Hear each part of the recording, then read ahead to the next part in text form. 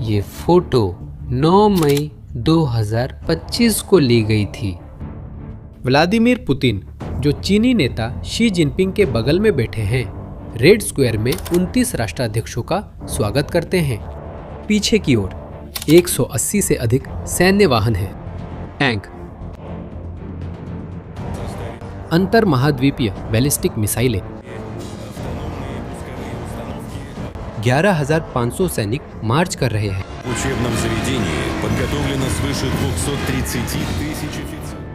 लूला Brazil से पहली कतार में है। मादुरो वेनेजुएला से कैमरों की ओर मुस्कुरा रहे हैं। पुतिन 73 साल के 25 साल से सत्ता में हैं। छवि एक अजय आदमी की है। ये दूसरी फोटो इसी हफ्ते ली गई थी। वही रेड स्क्वायर, वही तारीख करीब आ रही है। इस बार न टैंक है, न मिसाइलें, न बख्तरबंद गाड़ियां। लगभग 20 सालों में पहली बार रूस की सबसे पवित्र परेड सिर्फ पैदल सैनिकों का एक दस्ता होगी। ना शी जिनपिंग, ना लूला, ना मादुरो। वैसे मादुरो तो न्यूयॉर्क की एक संघीय अदालत में है। 28 अप्रैल 2026 को रूसी रक्षा मंत्रालय ने एक ऐसा ऐलान किया जिसने पूरी दुनिया को चौंका दिया। इस साल की परेड में कोई सैन्य उपकरण नहीं होगा। आधिकारिक वजह भी अस्पष्ट थी। उन्होंने कहा कि यह मौजूदा ऑपरेशनल स्थिति की वजह से है, लेकिन यूरोपीय खुफिया सूत्रों और निर्वासित रूसी पत्रकारों ने सच्चाई का पता लगाया। ये फैसला डर के कारण लिया गया था, मर्जी से नहीं। इसका संबंध एक यूक्रेनी ड्रोन से है जो क्रेमलिन से 6 किलोमीटर दूर दिखाई दिया था। इसका संबंध एक खुफिया रिपोर्ट से है जो 48 घंटे पहले लीक हो गई थी। इसका संबंध पुतिन के सर्कल के एक नाम से है जिससे वो अब यूक्रेन से भी ज्यादा डरते हैं। और इसका संबंध वेनेजुएला में इस साल 3 जनवरी को हुई घटना से भी है। एक खुफिया रिपोर्ट में पुतिन के सार्वजनिक जीवन से गायब होने के 3 कारणों में से एक का खुलासा हुआ है। ये समझने के लिए कि क्रेमलिन में अभी क्या हो रहा है, हमें परेड से ठीक 5 दिन पहले 4 मई 2026 को वापस जाना होगा। आधी रात के थोड़ी देर बाद मॉस्को के पश्चिम में मोसफिल्मोस्काया इलाके में, जो रूसी राजधानी के सबसे महंगे इलाकों में से एक है, एक निवासी अजीब सी आवाज सुनकर जाग जाता है। वो मोबाइल लेकर खिड़की से वीडियो बनाता है। वह जो देख रहा है वह एक यूक्रेनी लंबी दूरी का ड्रोन है जो गगनचुंबी इमारतों के बीच खिड़कियों के पास बहुत नीचे उड़ रहा है।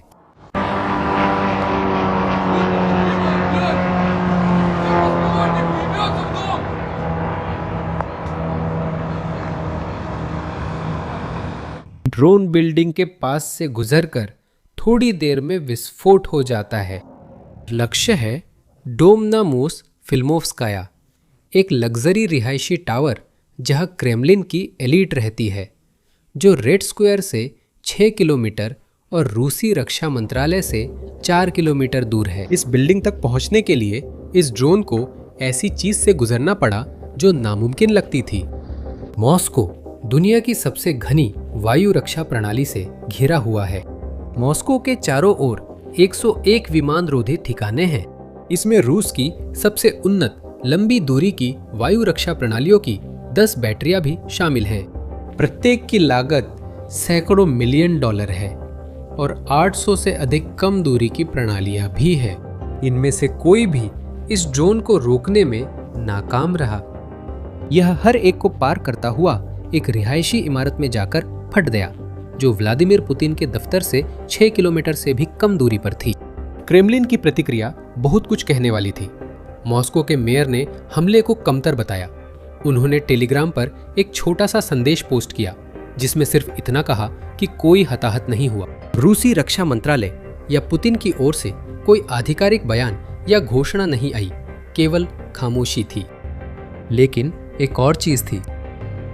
अगले 24 घंटों में मॉस्को की मोबाइल इंटरनेट सेवा काट दी गई, जिसे खुद क्रेमलिन ने ड्रोन के खिलाफ सुरक्षा का हिस्सा बताया है। रेड स्क्वायर के चारों ओर सुरक्षा दोगुनी कर दी गई और रूसी रक्षा मंत्रालय ने एक अभूतपूर्व धमकी जारी की। अगर यूक्रेन ने 9 मई की परेड पर हमला किया तो रूस कीव के केंद्र पर मिसाइलों से बड़ा हमला करेगा। क्रेमलिन जिस सवाल का जवाब नहीं देना चाहता वो है, जब दुनिया की सबसे महंगी वायु रक्षा प्रणाली एक ड्रोन नहीं रोक सकी तो परेड में 10 या 100 ड्रोन को क्या रोकेगा? जवाब है कुछ भी नहीं, और पुतिन ये बात जानते हैं। 4 मई का वह ड्रोन बस घटनाओं की एक श्रृंखला की आखिरी कड़ी था, जिसने व्लादिमीर पुतिन को उस इंसान में बदल दिया जो आज रूस की कमान संभाले हुए है। यूरोपीय खुफिया एजेंसियों के अनुसार वह आदमी हफ्तों से मॉस्को में नहीं सोया है। व्लादिमीर पुतिन 25 साल से रूस पर शासन कर रहे हैं। इतने समय में उन्होंने फौलादी जार की छवि गढ़ी, वो आदमी जो क्रेमलिन में विदेशी राष्ट्रपतियों का स्वागत ऐसे करता था जैसे उसे किसी से कोई डर न हो। 2026 में वो आदमी गायब हो गया। 2025 में पुतिन कम से कम 17 बड़े सार्वजनिक कार्यक्रमों में शामिल हुए। परेड, गणमान्य व्यक्तियों से मुलाकात, सैन्य ठिकानों का दौरा। 2026 में यह संख्या बहुत कम हो गई। उन्होंने किसी पश्चिमी नेता से व्यक्तिगत मुलाकात नहीं की और उनकी सरकारी टेलीविजन पर दी गई साक्षात्कार रूसी निर्वासित मीडिया के अनुसार ज्यादातर पहले से रिकॉर्ड किए गए वीडियो होते हैं, जिन्हें लाइव के रूप में दिखाया जाता है। और इसका एक कारण है, पुतिन अब नियमित रूप से मॉस्को में नहीं सोते हैं। यूरोपीय खुफिया रिपोर्ट के अनुसार, जिसे हाल ही में फाइनेंशियल टाइम्स और CNN ने प्रकाशित किया है, व्लादिमीर पुतिन ने रूस के दक्षिण में क्रास्नोडार क्षेत्र के बंकरों में कई हफ्ते बिताए हैं। अब उनका परिवार भी उनके साथ बंकरों में है। उनके चारों ओर सुरक्षा के इंतजाम आधुनिक रूसी इतिहास में अभूतपूर्व हैं। पुतिन के निजी दायरे के रसोइयों, बॉडीगार्ड्स और फोटोग्राफरों को इंटरनेट एक्सेस वाले मोबाइल फोन इस्तेमाल करने से मना कर दिया गया है। इन कर्मचारियों के घरों में भी जब वे ड्यूटी पर नहीं होते, निगरानी सिस्टम लगाए गए हैं। ऐसा भी माना जाता है। पश्चिमी खुफिया रिपोर्टों के अनुसार पुतिन कम से कम 3 सर्जरी से बदले गए हमशक्लों का इस्तेमाल करते हैं। विश्लेषकों और यूक्रेनी खुफिया एजेंसी ने पहले ही कहा है कि कुछ आधिकारिक दौरों में जो व्यक्ति दिखाई देता है वह असली पुतिन नहीं है। खुद पुतिन के पूर्व भाषण लेखक अब्बास गल्यामोव, जो अब निर्वासन में है, ने हाल ही में एक सीधी तुलना की थी।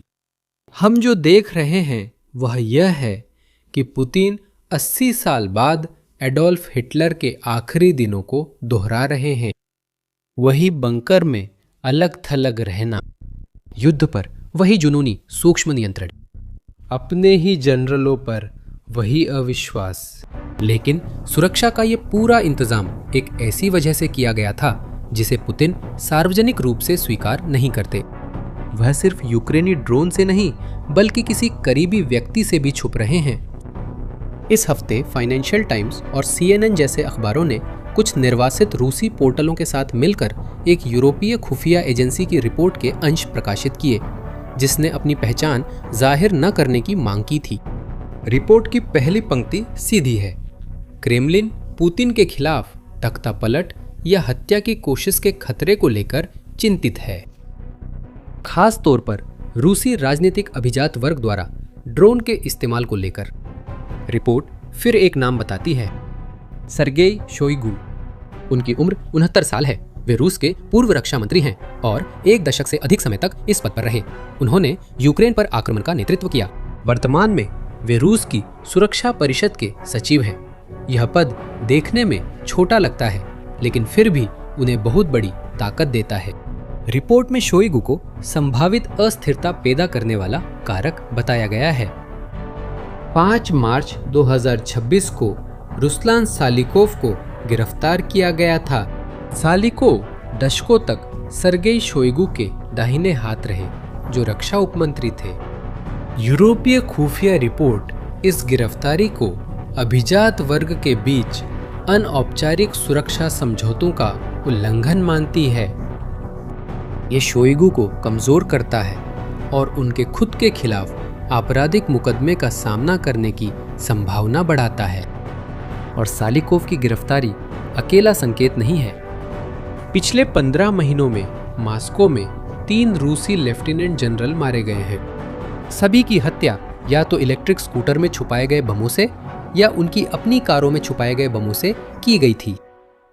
आक्रमण की शुरुआत से अब तक रूस के 13 जनरल मारे गए हैं, जो पूरे दूसरे चेचनिया युद्ध में मारे गए जनरलों से भी ज्यादा है। और यह समझने के लिए कि यह बात पुतिन को क्यों डराती है और क्यों अब वह अपने ही जनरल्स पर भी शक करने लगे हैं, बस यह देखना होगा कि पहले क्या हुआ था। जून 2023 में एवगेनी प्रिगोजिन, जो वेगनर ग्रुप के प्रमुख थे और दशकों से पुतिन के सहयोगी रहे हैं, उन्होंने अपनी सेना को मॉस्को की ओर मोड़ दिया। ये पुतिन के सत्ता में आने के बाद से रूसी सरकार के लिए सबसे बड़ा आंतरिक खतरा था। 2 महीने बाद प्रिगोजिन का विमान दुर्घटनाग्रस्त हो गया। कोई भी जीवित नहीं बचा। यूरोपीय खुफिया एजेंसियों का कहना है कि अगला प्रिगोजिन अब शायद पुतिन की चाहत से कहीं ज्यादा करीब हो सकता है। पुतिन के इतने पैरानॉइड होने की वजह समझने के लिए हमें उस घटना पर लौटना होगा जिसे यूरोपीय खुफिया एजेंसियां इसकी शुरुआत मानती हैं। एक घटना जो मॉस्को से लगभग 10,000 किलोमीटर दूर हुई थी और जिसे पुतिन ने बिना कुछ कहे देखा था। 2 जनवरी 2026, 22:46। मारे लागो, फ्लोरिडा। डोनाल्ड ट्रंप के गोल्फ क्लब में राष्ट्रपति अमेरिका के सबसे बड़े सैन्य अधिकारी जनरल डैन केन के साथ बातचीत खत्म करते हैं। ट्रंप 5 साधारण शब्दों में मिशन को अंतिम मंजूरी देते हैं। शुभकामनाएं और अनुकूल हवाएं। उसी रात पूरे अमेरिकी महाद्वीप में 20 अलग अलग ठिकानों से 150 से अधिक अमेरिकी विमान उड़ान भरते हैं, जो वेनेजुएला की राजधानी काराकास में मिराफ्लोरेस महल की ओर बढ़ते हैं। अंदर निकोलास मादुरो है, जो 13 वर्षों से वेनेजुएला के राष्ट्रपति हैं और पुतिन, ईरान तथा चीन के सहयोगी हैं। वह आदमी जिसने 10 साल से ज्यादा अमेरिका का मजाक उड़ाया और कहा वह कभी नहीं गिरेगा। हमला स्थानीय समयानुसार 2 बजे सुबह शुरू होता है। एक अमेरिकी साइबर हमला कराकास की बत्तियां बुझा देता है। अंधेरे में अमेरिकी हेलीकॉप्टर राष्ट्रपति महल के नीचे दिखाई देते हैं। डेल्टा फोर्स के विशेष सैनिक निवास में घुसते हैं। अंदर निकोलास मादुरो स्टील की दीवारों और दरवाजों वाले सुरक्षित कमरे की ओर भागते हैं।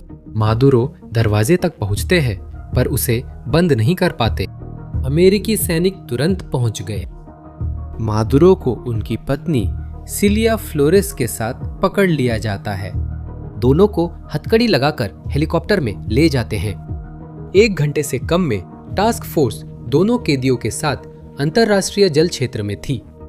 कुछ घंटे बाद वेनेजुएला के पूर्व राष्ट्रपति अमेरिकी न्याय विभाग के विमान से अमेरिकी धरती पर उतरते हैं और FBI और अमेरिकी ड्रग्स विरोधी एजेंसी के एजेंटों द्वारा एस्कॉर्ट किए जाते हैं। अमेरिका में हथकड़ी लगे मादुरो की तस्वीरें दुनिया भर में फैल जाती हैं। लेकिन लगभग 10,000 किलोमीटर दूर एक खास आदमी है जो इसे बहुत ही अलग तरह की प्रतिक्रिया के साथ देखता है। ये आदमी व्लादिमीर पुतिन है। यूरोपीय खुफिया एजेंसी की रिपोर्ट के अनुसार जो इस हफ्ते लीक हुई थी, वही रिपोर्ट जिसमें सर्गेई शोइगु को संभावित आंतरिक खतरे के रूप में बताया गया है। निकोलास मादुरो की गिरफ्तारी उन 3 मुख्य कारणों में शामिल हो गई है जिन्होंने पुतिन की मौजूदा पैरानोया को बढ़ा दिया है। लेकिन मादुरो की गिरफ्तारी एक मनोवैज्ञानिक ट्रिगर है और इसकी एक सीधी वजह है।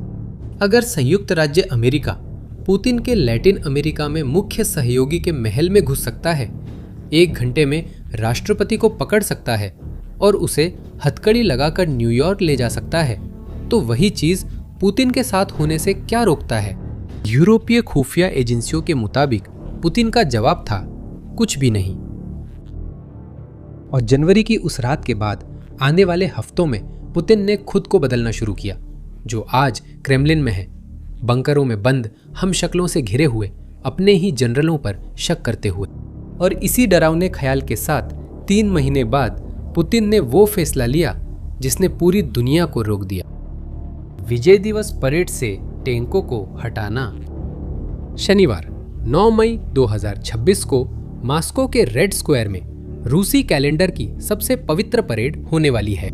लेकिन वो परेड जो दुनिया देखेगी वो पिछले 2 दशकों में किसी भी परेड जैसी नहीं होगी। रेड स्क्वायर से गुजरने वाले 180 से अधिक सैन्य वाहनों की कतार 2025 में भी रहेगी। जहां वे थे वहां सिर्फ खाली डामर होगा। जो 11,500 सैनिक 2025 में मार्च कर रहे थे, उनकी संख्या में भारी कमी कर दी गई है।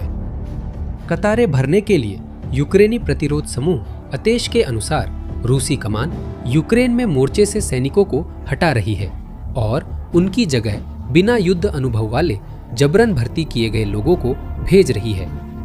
जो 29 विदेशी नेता 2025 में रेड स्क्वायर गए थे, उनकी संख्या घटकर सिर्फ 7 रह गई है। पुष्टि किए गए नेता हैं बेलारूस के लुकाशेंको, कजाकिस्तान के तोकायेव और किर्गिस्तान के जापारोव, स्लोवाकिया के प्रधानमंत्री रॉबर्ट फिको, यूरोपीय संघ में मॉस्को के अंतिम सहयोगियों में से एक मॉस्को जा रहे हैं। उन्होंने कहा है कि वे परेड नहीं देखेंगे। कम से कम 14 रूसी शहरों जैसे सेवास्तोपोल, बेलगोरोद और पूरी क्रीमिया में सुरक्षा कारणों से विजय दिवस परेड रद्द हुई है। ये लगभग 2 दशकों में पहली बार हुआ है और यही वजह है कि शनिवार को दुनिया जो कुछ भी देखेगी वह असल में एक स्वीकारोक्ति समारोह है। यह स्वीकार करना कि रूस के पास अब दिखाने के लिए कुछ भी नहीं बचा है, जैसा पहले हुआ करता था। न तो टैंक, न ही सहयोगी, न ही भरोसेमंद वायु रक्षा, यहाँ तक कि राष्ट्रपति के घेरे के अंदर भी सुरक्षा नहीं है। 25 साल पहले व्लादिमीर पुतिन सत्ता में आए और रूसी साम्राज्य को बहाल करने का वादा किया। 9 मई को वे लेनिन के मकबरे के ऊपर बने मंच से पिछले 2 दशकों का सबसे छोटा परेड की अध्यक्षता करेंगे। यही विरोधाभास है जिसे यूरोपीय खुफिया रिपोर्ट मौजूदा शासन की सार्वजनिक कमजोरी की स्वीकारोक्ति कहती है। यह पुतिन का अंत नहीं है, लेकिन लगभग 1/4 सदी में यह पहली बार है जब यह कमजोरी लाइव दिखाई जाएगी। और यही वजह है कि परेड से सैन्य उपकरण हटाने का फैसला अपने आप में सबसे बड़ी खबर है। शनिवार को पुतिन पिछले 2 दशकों की सबसे छोटी परेड की अध्यक्षता करेंगे। आधिकारिक तर्क ऑपरेशनल स्थिति होगी। असल वजह, जैसा कि इस हफ्ते यूरोपीय खुफिया रिपोर्टों ने दिखाया है, कुछ और है। वह यूक्रेन से, अपने ही जनरलों से और जनवरी में मादुरो के साथ जो हुआ उससे डरता है। पुतिन तुरंत नहीं गिरेंगे, लेकिन आज जो रूस वो चला रहे हैं वो कुछ महीने पहले वाला रूस नहीं है। और 9 तारीख की परेड इस बदलाव की पहली सार्वजनिक स्वीकारोक्ति होगी। और शायद इसे किसी ने भी यूक्रेनी राष्ट्रपति वोलोदिमीर जेलेंस्की से बेहतर नहीं बताया, जब उन्होंने इस हफ्ते एक बयान में कहा, रूस अब इस स्थिति में है कि उसकी मुख्य परेड हम पर निर्भर है, जो साफ संकेत है इसे खत्म करना जरूरी है। मैं उन सभी का धन्यवाद करता हूं जो हमारे साथ हैं, जो यूक्रेन के साथ हैं। यूक्रेन की जय हो। वीडियो पसंद आए तो चैनल सब्सक्राइब करें, बेल आइकन दबाएं। अगली बार मिलेंगे